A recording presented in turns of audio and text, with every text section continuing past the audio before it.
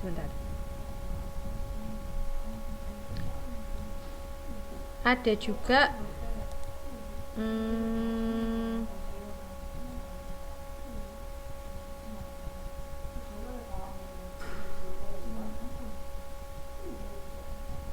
ada juga pertanggungjawaban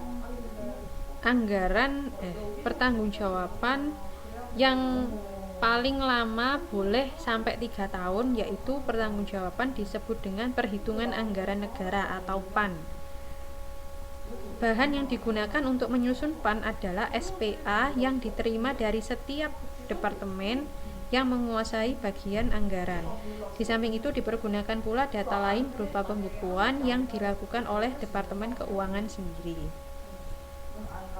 Untuk perbedaan PAN dan SPA ada di tabel 9.3. Di situ kalau SPA penyusun adalah dilakukan oleh otoritas, yaitu pemimpin departemen atau lembaga yang menguasai anggaran. Kalau PAN dilakukan oleh pemerintah dan merupakan tanggung jawab presiden. Kalau SPA itu masing-masing departemen, kalau PAN itu secara keseluruhan, seluruh departemen. Oleh karena itu lebih lama atau bisa dikumpulkan atau bisa dilaporkan sampai 3 tahun, maksimal 3 tahun setelah tahun anggaran berakhir. Tuh. Seperti yang kedua, waktu penyampaian 2 tahun setelah tahun anggaran dari anggaran yang bersangkutan berakhir. Kalau PAN 3 tahun, jadi lebih lama karena yang dilakukan lebih banyak. Tuh. Itu tadi untuk penyampaian anggaran, penyampaian pertanggungjawaban melalui SPA atau PAN. Sekarang siklus anggaran negara dan anggaran daerah. Siklus anggaran negara, ada 5 tahap siklus penyusunan anggaran negara. Yang tahap pertama yaitu penyusunan rancangan anggaran. Silakan teman-teman buka gambar 9.2. Pada tahap 1, penyusunan rancangan anggaran yang ditandai dengan keluaran surat edaran Menteri Keuangan yang ditujukan pada para pemimpin departemen dan ketua lembaga yang berisi untuk memasukkan rancangan anggaran atau RA departemen atau lembaga yang bersangkutan.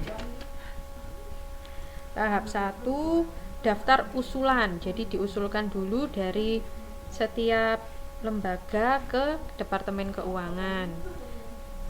Dari usulan ini dihasilkan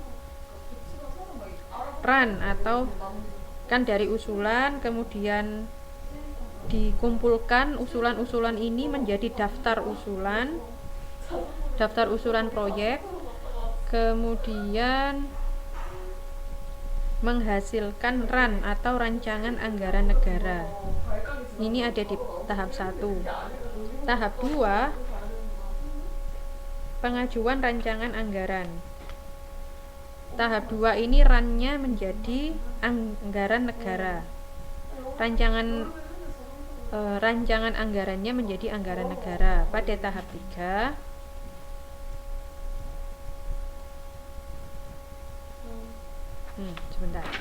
pada tahap 2, tahap pengesahan rancangan anggaran negara oleh DPR, diadakan pembahasan terhadap rancangan anggaran. Bila DPR menyetujui, maka Presiden akan menetapkan RUU anggaran negara menjadi UU anggaran negara. Tetapi bila DPR menolak, maka dipakai tahun sebelumnya. Oleh karena itu, kan awalnya gini ceritanya. Masing-masing departemen memberikan DUK dan DUP ke Departemen Keuangan pada tahap 1. Kemudian dari Departemen Keuangan mereka menyusul rancangan anggaran. Nah, rancangan anggaran ini diberikan kepada Presiden dan juga DPR untuk dibahas atau untuk disahkan. Kalau mereka mengesahkan,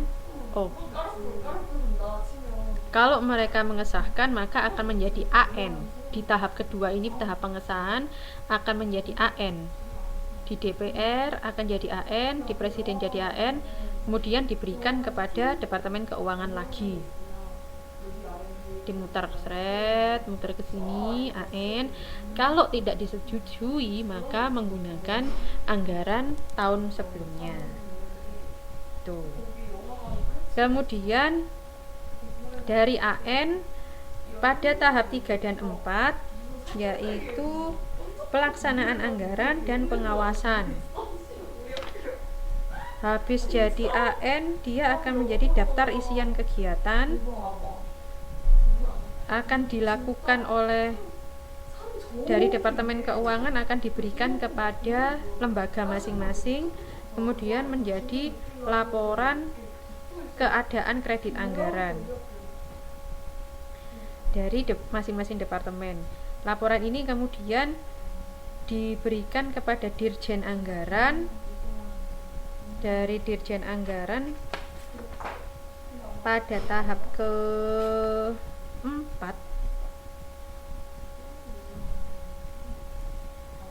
ada tahap pengawasan dan atas pelaksanaan anggaran oleh Inspektorat Jenderal, BPK dan sebagainya. Di sini masing-masing departemen memberikan P6, P7 yaitu laporan realisasi. Kan mereka sudah melaksanakan di tahap 3. Tahap 4 mereka melakukan atau membuat laporan pertanggungjawaban, dan laporan pertanggungjawaban ini diberikan kepada Dirjen Anggaran. Di sini jadi mereka melaksanakan, habis melaksanakan mereka membuat pertanggungjawabannya diserahkan kepada Dirjen Anggaran.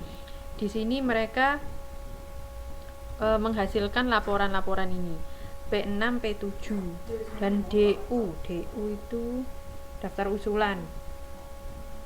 Jadi di sini kemudian pada tahap ke-5 penyusunan pertanggungjawaban. Dalam akhir ini bahan pertanggungjawaban pada departemen dan lembaga dikumpulkan menjadi nota. Jadi P6 ini semacam SPA, SPM di sini, SPA, SPM. Jadi kan ini masing-masing departemen. Nah, pada tahap ke-5 menyusun PAN. Oke, di sini. PAN ini akan diberikan awalnya dari Dirjen Anggaran nota PAN.